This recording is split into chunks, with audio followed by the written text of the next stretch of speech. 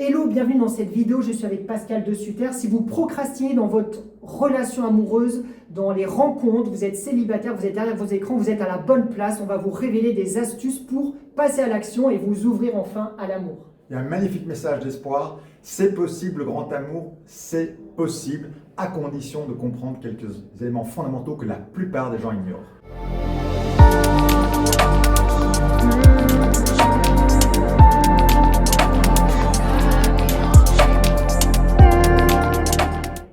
C'est Xavier, coach anti-procrastination. Je suis heureux de trouver Pascal de Sutter à un événement pour entrepreneurs du web. Donc Pascal de Sutter, il a fait l'émission sur M6 Marié au premier regard. Exactement. Donc il aide les couples à retrouver la flamme, les célibataires à trouver l'amour. Tout à fait. Et donc vous me connaissez, il est important de faire enfin ce que l'on veut vraiment, de dépasser l'addiction aux écrans et d'être dans la réalité. Et donc discutons ensemble avec un homme qui a dévoué sa vie, sa carrière et qui continue à ce sujet tellement important. Il n'y a pas que la vie professionnelle, il n'y a pas que l'argent. L'amour, c'est tellement essentiel. Donc, représente-toi un petit peu, Pascal, et puis voilà. Oui, donc moi je suis docteur en psychologie et également je suis formé en sexologie et j'ai constaté qu'aujourd'hui on a tout à fait les moyens d'être parfaitement heureux, épanoui dans sa vie sentimentale, amoureuse et sexuelle. Or, malheureusement, la majorité des Français et Françaises, la majorité d'ailleurs des Européens, ont une vie sentimentale catastrophique. Vraiment, il faut le savoir, il ne faut pas se voiler la face. Beaucoup de gens sont seuls, il y a énormément de célibataires qui n'ont peu ou pas de vie sexuelle, qui ont des vies sexuelles insatisfaisantes, des vies sentimentales catastrophiques avec des rencontres avec des pervers narcissiques, avec des personnes qui les blessent, avec des faux profils sur les sites de rencontres. Donc, énormément de souffrance chez les femmes et chez les hommes. Et donc, ce n'est pas une fatalité. La bonne nouvelle, c'est que ce n'est pas une fatalité. Il y a moyen de tout à fait améliorer ça. Mais la première étape, et c'est là, je pense, que tu rentres en ligne de compte, c'est d'arrêter de dire « ça sera mieux l'année prochaine ». Moi, je vois des femmes qui sont parfois seules depuis 15 ans. Et elles disent toujours « oui, mais enfin, ce n'est pas encore le bon moment. Oui, à un moment, je m'y remettrai.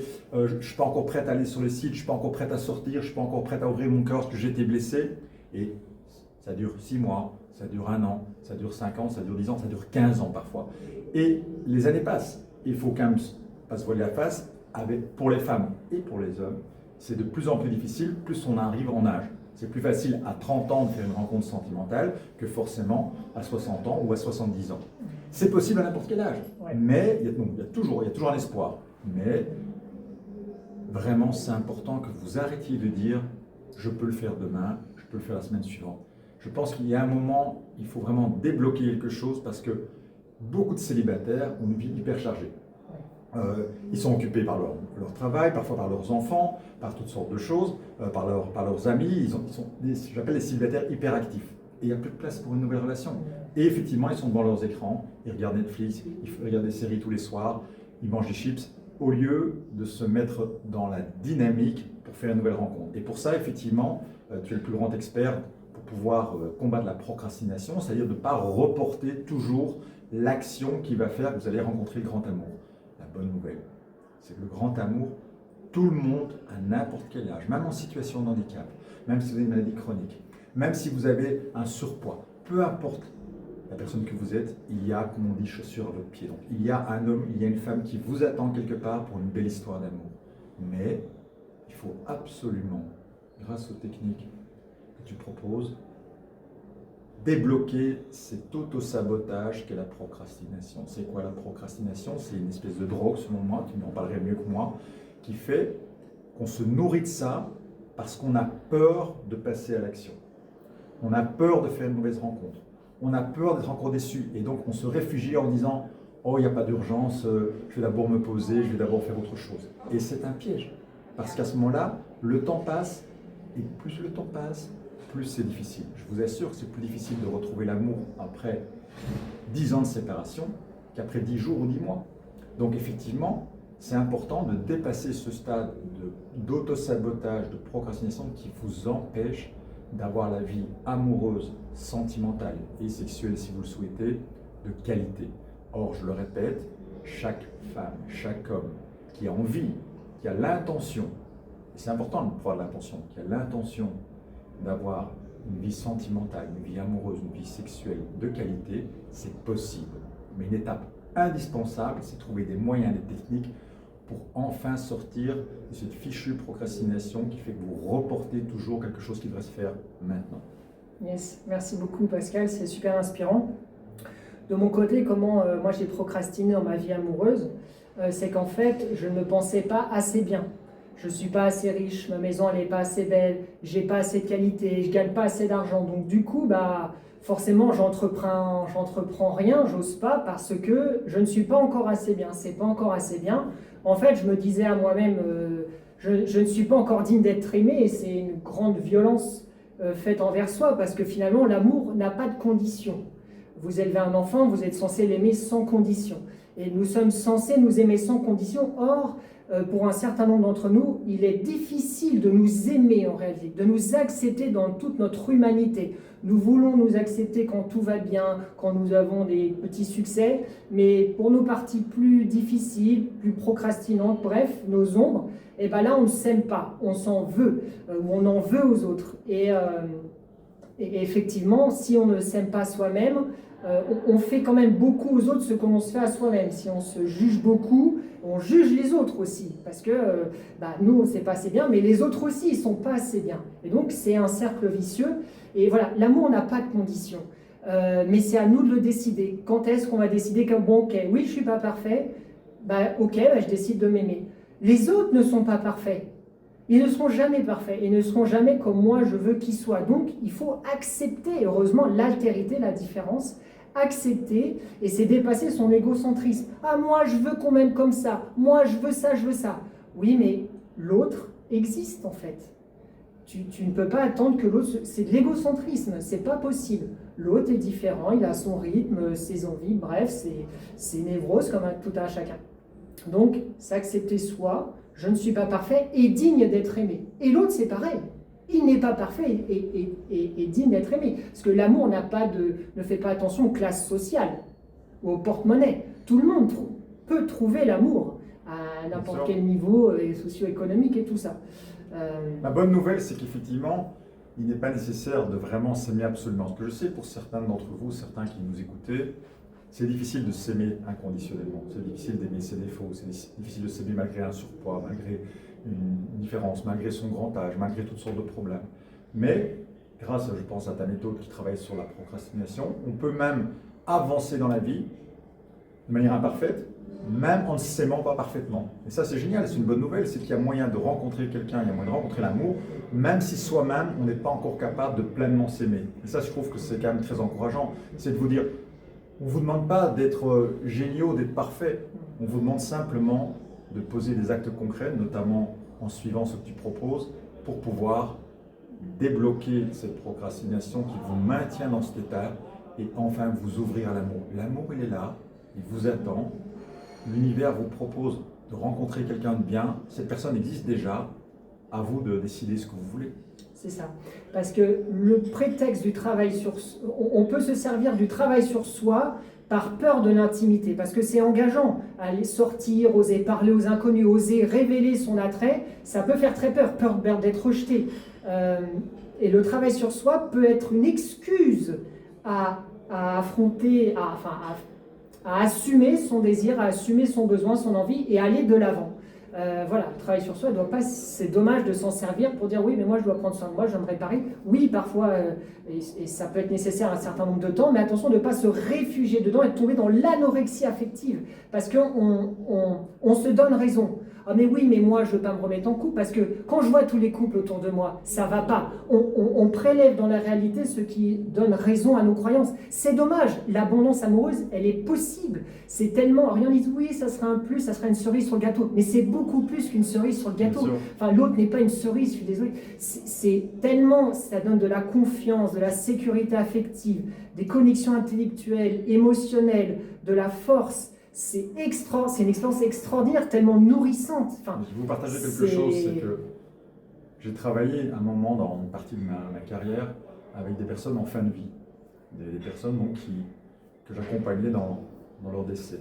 Vous savez quoi? Quand on leur demandait quelle est la chose la plus importante de votre vie, ils disaient tous et toutes, c'est d'avoir été aimé et d'avoir aimé.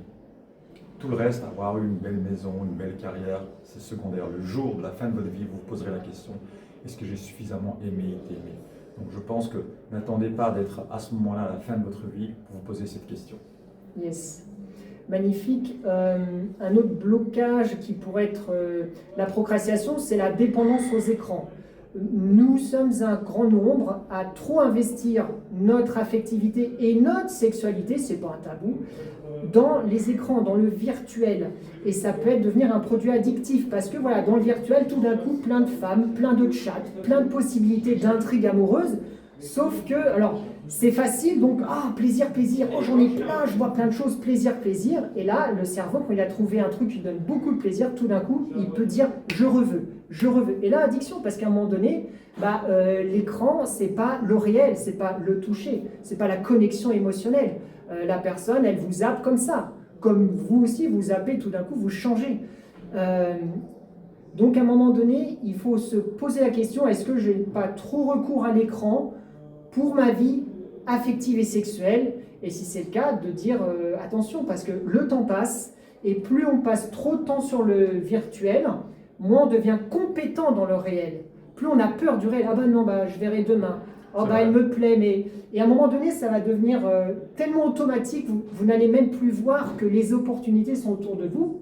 Moi, fut un temps, je me disais, oui, mais moi, j'ai pas beaucoup d'occasions, je comprends pas, j'ai pas beaucoup d'occasions, pourtant, je suis pas mal. J'ai fait une retraite méditation Vipassana, 10 heures de méditation par jour pendant 11 jours. Et là, m'est revenu le nombre incalculable d'opportunités que je n'avais pas vues, que j'ai vite oubliées. Par mes mécanismes de défense et mes peurs. L'abondance est là. C'est que vous ne devez pas faire autant d'heures de méditation parce qu'avec la méthode que tu proposes, il y a moyen rapidement, efficacement de justement dépasser cette addiction aux écrans dont tu parles et d'enfin vous libérer et d'enfin faire des contacts dans le réel avec des vraies personnes. Alors vous aurez des déceptions, mais ça fait partie de la vie, mais vous aurez aussi de magnifiques cadeaux de la vie si vous utilisez les moyens qui sont beaucoup plus rapides qu'effectivement des heures et des heures de méditation. Effectivement, dans le Club Accélération, c'est un groupe d'entraide et de soutien avec de la thérapie et du coaching pour comprendre son schéma profond de fonctionnement, ces mécanismes de défense. Nos mécanismes de défense sont utiles, ils nous protègent de nos traumas de base, mais ils nous limitent. Donc il faut comprendre tout ça avec bienveillance, acceptation, et aussi encourager l'action, parce que à un moment donné, c'est l'action, quoi. Bonjour mademoiselle, bonjour monsieur, oser donner de soi, se montrer tel que l'on est, ne pas jouer un personnage, mais se révéler, et révéler son attrait pour l'autre, et se mettre dans de bonnes dispositions pour faire des rencontres. Ça ne veut pas dire que ça marchera à chaque fois, il y aura forcément des gens qui ne veulent pas, comme vous aussi, il y a des gens qui sont attirés par vous, et vous ne voulez pas, vous n'êtes pas disponible, donc ça fait partie de vous. Accepter entre guillemets les échecs ou le rejet, tout ça, c'est inévitable, donc autant jouer le jeu et s'en prendre quelques-uns qu'attendre je ne sais quelle chose parfaite, quoi. Exactement. Quel dernier message d'encouragement tu pourrais faire aux célibataires qui souffrent, qui sont derrière leurs écrans, qui n'osent plus, qui sont bloqués dans un schéma répétitif? Quels tips tu peux leur dire pour dire réveillez-vous, quoi? Bien, je pense qu'une des plus graves erreurs de l'humain, et on le fait tous, et je l'ai fait aussi, c'est de nous baser sur notre passé pour prédire notre futur. C'est comme si, comme le futur on ne connaît pas, on regarde dans une espèce de boule de cristal et on regarde notre passé. Et puis on se dit, oui, mais j'ai vécu ça, donc c'est ça qui va m'arriver. Et ça, c'est une erreur fondamentale. Votre passé ne prédit pas votre avenir. Vous avez beau avoir eu, par exemple, des hommes violents dans votre vie, le prochain ne sera pas violent. Vous avez beau être avec une femme alcoolique, la prochaine ne sera peut-être pas alcoolique. Donc, ne soyez pas toujours occupé à regarder votre passé pour prédire votre futur.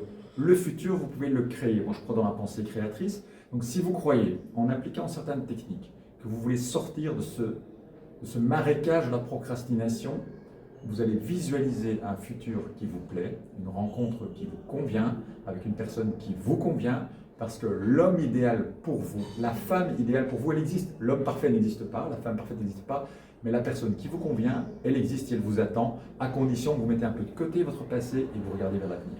Excellent. Vous retrouverez les accompagnements et programmes de Pascal en lien dans la description de la vidéo. Si ce contenu vous a été utile, n'hésitez pas à le liker, à le commenter, à le partager. Ça aide la chaîne à transmettre ce message à tous les autres. Et nous vous disons à bientôt. À bientôt.